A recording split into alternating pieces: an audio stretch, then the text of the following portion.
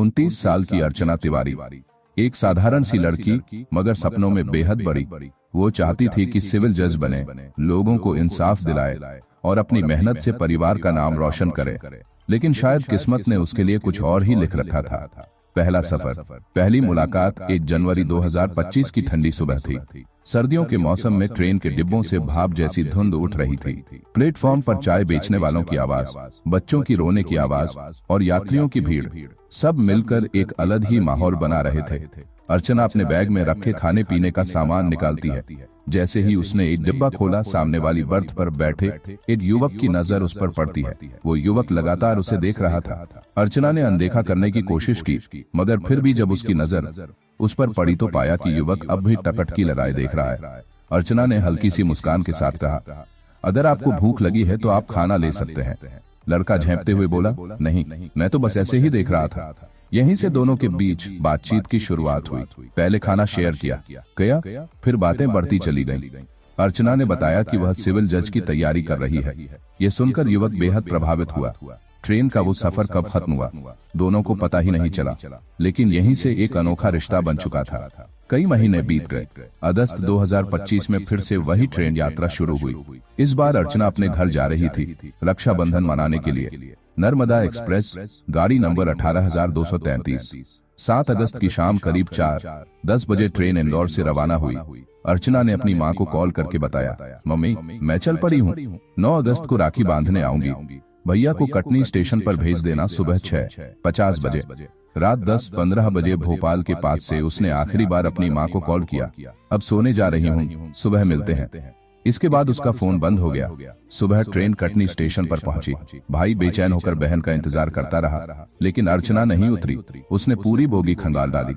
Seat number B33 पर bag और सामान मौजूद था, मगर अर्चना खुद गायब थी। परिवार के पैरों तले जमीन खिसक गई। GRP को शिकायत दी गई। मामला दर्ज हुआ और जांच शुरू हुई। पुलिस ने अर्चना के कॉल रिकॉर्ड खंगाले। आखिरी लोकेशन इटारसी स्टेशन निकली। वहां से आगे उसका कोई सुराग नहीं मिला। 4 जिलों की पुलिस, 2000 से ज्यादा CCTV कैमरे, सैकड़ों यात्रियों से पूछताछ, मगर नतीजा शून्य। फिर एक नाम सामने आया, ग्वालियर का पुलिसकर्मी राम सिंह तोमर। उसके अर्चना से लगातार संपर्क में रहने की बात सामने आई। पूछताछ हुई, मगर कोई ठोस सबूत नहीं मिला। फिर पुलिस ने महीनों पुराने कॉल रिकॉर्ड खंगाले। यहाँ एक नया नाम उभरा, सारांश, सुजालपुर का रहने वाला। जब पुलिस ने सारांश को हिरासत में लिया तो उसने चौंकाने वाला खुलासा किया। असल में अर्चना खुद गायब होना चाहती थी। उसके परिवार वाले शादी के लिए दबाव डाल रहे थे, जबकि उसका सपना था पढ़ाई जारी रखना। वह कहती थी, मुझे ऐसी जगह जाना है जहां सबको लगे कि मैं अब इस दुनिया में नहीं हूं। सारांश और उसका दोस्त तेजिंदर इस प्लान में शामिल हो गए। 6 अगस्त को वर्धा के एक ढाबे पर तीनों ने पूरी योजना बनाई। तय हुआ कि अर्चना इटारसी स्टेशन पर ट्रेन से गायब हो जाएगी, क्योंकि वहां कैमरे कम थे। ठीक उसी तरह हुआ। 7 अगस्त की रात इटारसी पर अर्चना ट्रेन से उतरी। तेजिंदर पहले से इंतजार कर रहा था। फिर वह सीधा सारांश की कार में बैठी और दोनों भाग निकले। इटारसी से सुजालपुर, वहां से बुरहानपुर, फिर हैदराबाद, जोधपुर, दिल्ली और आखिरकार 15 अगस्त को काठमांडू, नेपाल। 13 दिनों तक कोई उनका सुराग नहीं पा सका, लेकिन पुलिस ने हार नहीं मानी। धीरे धीरे मोबाइल लोकेशन और पुराने कॉल रिकॉर्ड से जाल बिछाया गया। आखिरकार सारांश को दबाव में लाकर अर्चना को भारत बुलाया गया। पीलीभीत, उत्तर प्रदेश से उसे बरामद किया गया। पूछताछ में अर्चना ने साफ कहा, मेरे साथ कोई जबरदस्ती नहीं हुई, मैं खुद अपनी मर्जी से गई थी। मैं बस अपनी पुरानी जिंदगी से दूर जाना चाहती थी। इस पूरी घटना ने कई सवाल खड़े कर दिए। क्या परिवार का शादी का दबाव इतना बड़ा था कि लड़की ने पूरी दुनिया से खुद को गायब कर लेना चाहा?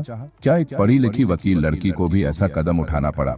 क्या यह सच में सिर्फ दोस्ती थी या इसके पीछे कोई और रिश्ता था? पुलिस ने केस को यही कहकर बंद कर दिया कि दोनों बालिग थे और अपनी मर्जी से गए थे।